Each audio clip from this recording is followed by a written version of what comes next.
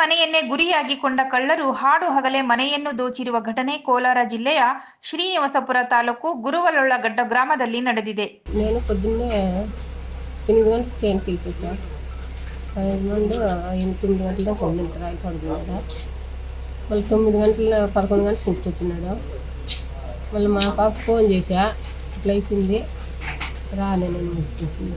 ಆನಂದಪ್ಪ ಎಂಬುವವರ ಮನೆಯಲ್ಲಿ ಯಾರೂ ಇಲ್ಲದನ್ನು ಗಮನಿಸಿದ ಕಳ್ಳರು ಮನೆಯ ಬೀಗವನ್ನು ಮುರಿದು ಮನೆಯಲ್ಲಿದ್ದ ಲಕ್ಷಾಂತರ ರೂಪಾಯಿ ಮೌಲ್ಯದ ಚಿನ್ನ 70,000ಕ್ಕೂ ಅಧಿಕ ಹಣ ಕಳ್ಳತನ ಮಾಡಿ ಪರಾರಿಯಾಗಿದ್ದಾರೆ.